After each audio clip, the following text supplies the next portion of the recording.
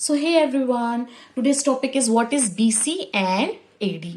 बहुत सारे लोगों को कंफ्यूजन रहता है कि ये टर्म BC जो है इसका क्या मतलब होता है और AD का मतलब क्या होता है, क्योंकि जब हम हिस्ट्री पढ़ते हैं तो वहां पर आपको ये दोनों टर्म्स से मिलना तो होगा ही होगा। ठीक है, तो चलिए समझते हैं कि BC क्या है और AD क्या है। ये पर्टिकुलरली अगर हम इन दोनों टर्म्स की बात करें तो ये दोनों टर्म्स निकल कर आते हैं हमारे ग्रिगोरियन कैलेंडर से।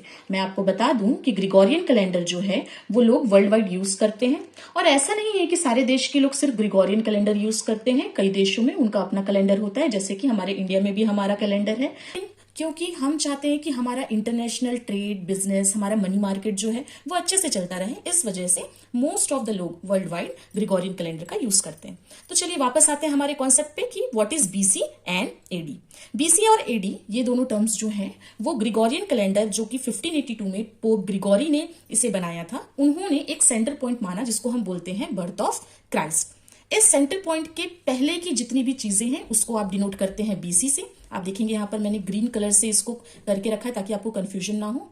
और इस सेंटर पॉइंट से बाद की जितनी भी चीजें हैं उसको आप कहेंगे एडी, जिसको हम बोलते हैं बीसी का मतलब बिफोर क्राइस्ट और एडी का मतलब anno domini, in the year of Lord.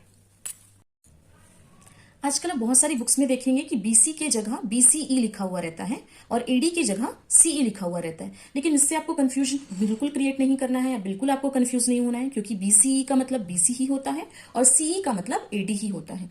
इसका फुल फॉर्म होगा बिफोर कॉमन एरा और इनका फुल फॉर्म होगा कॉमन एरा। जैसे कि मैंने आपको बताया, आपका जो ग्रिगोरियन कैलेंडर है वो पोप ग्रिगोरी 13 ने इसे बनाया था।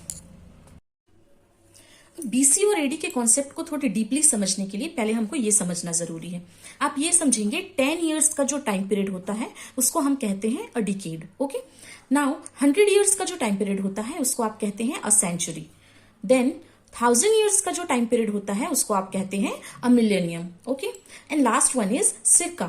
ध्यान दीजिएगा, सिरका जो टर्म है वो आप अप्रोक्सीमेट डेट्स के लिए लेते हैं। जैसे कुछ डेट्स हैं जो हमको नहीं पता है तो उसके आगे आपको सी डॉट लगाना है। उसका मतलब ये है कि आप कंफ्यूज्ड हैं, मे बी कुछ पर्टिकुलर टाइम पे कोई चीज हुआ है, आपको उसका डेट पता नहीं है, तो आप सी डॉट करके अगर कोई भी बीसी लिखते जैसे 560 बीसी 563 बीसी, तो वहां पर ये रहेगा कि आपने एक अप्रोक्सीमेट डेट दिया है।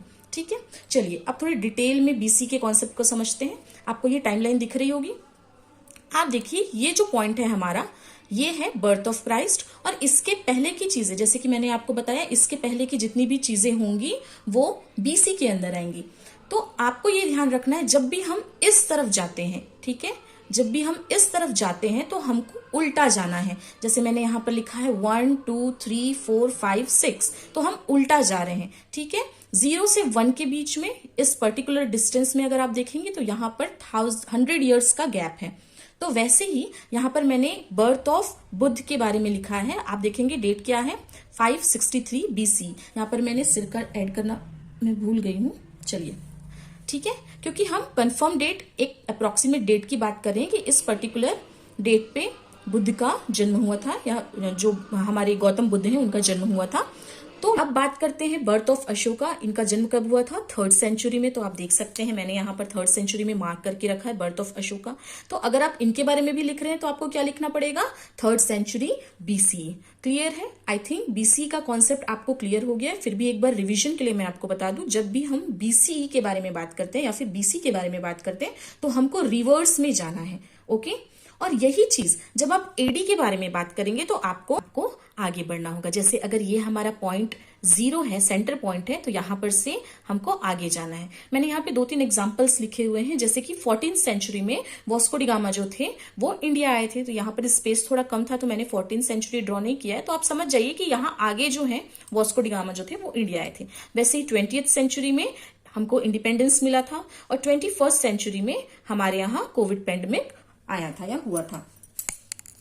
मैंने बहुत सारे बच्चों को देखा है, क्योंकि जब वो डेट्स पढ़ते हैं तो वो लास्ट में ईयर पढ़ते हैं 2024 या 2021, तो वो कंफ्यूज होते हैं और कहते हैं कि मैम ये तो 1st सेंचुरी, ये तो 21st सेंचुरी नहीं है, ये 20th सेंचुरी है। तो बस इस छोटे से कॉन्सेप्ट को मैं क्लियर करने के लिए यहाँ पर आपको समझा रही हूँ। देखिए हमारी जो टाइमलाइन है मैंने यहाँ पर फिर से ड्रॉ किया है। आप देख सकते हैं कि सेंटर पॉइंट से हमारी 1st सेंचुरी तक 100 ईयर्स का गैप होता है। ठीक है, और 100 ईयर्स को मैंने पहले ही बताया आपको हम क्या कहते हैं? 1 सेंचुरी कहते हैं। मतलब 100 साल मिला के एक सेंचुरी बनाता है। ओके, वैसे ही अगर आप डेट्स को लिखेंगे लाइन से तो आपको दिखते जाएगा कि 0 से मतलब फर्स्ट ईयर से, यहाँ पर मैंने 0 लिखा है, फर्स्ट ईयर से 100 ईयर तक फर्स्ट सेंचुरी बनेगा, फिर 101 से 200 तक सेकेंड सेंचुरी, 201 से 300, ऐसे ही करके मैंने आगे तक इस सेंचुरीज को लिखा है। आप देख सकते हैं जैसे कि एक मिलेनियम का भी कॉन्सेप्ट आपको यहाँ पर दिखेगा।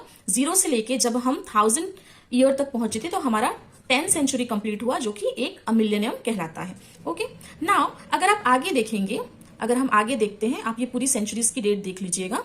लास्ट में हमारी जो 20th सेंचुरी थी, 20th सेंचुरी जो है वो ऑलरेडी हमारी 2000 जो हमारा ईयर पड़ा था उस पर कंप्लीट हो चुकी थी। ठीक है, अभी जो हम रह रहे हैं वो है हमारा 21st सेंचुरी में हम जी रहे हैं। अगर मैं आज के डेट की बात करूं, आज है आपका 25/2024। ओके, तो 25/2024 जो है ये 2024 पे ध्यान दीजिए। क्या वो 2001 से लेके 2100 के बीच में आता है? आप बोलेंगे जी हाँ मैम, बिल्कुल जरूर आता है। तो ये जो है वो 21st सेंचुरी है, तो इसमें कंफ्यूज नहीं होना है। बिल्कुल आपको ये चीजें क्लियर होनी चाहिए कि हम जो है वो अभी 21st सेंचुरी में जी रहे हैं, और क्यों जी रहे हैं वो मैंने आपको बताया है। वो आप सबको समझ में आया होगा कॉन्सेप्ट, और वीडियो अगर आपको अच्छा लगा होगा तो लाइक, सब्सक्राइब और शेयर जरूर करें। Thank you everyone.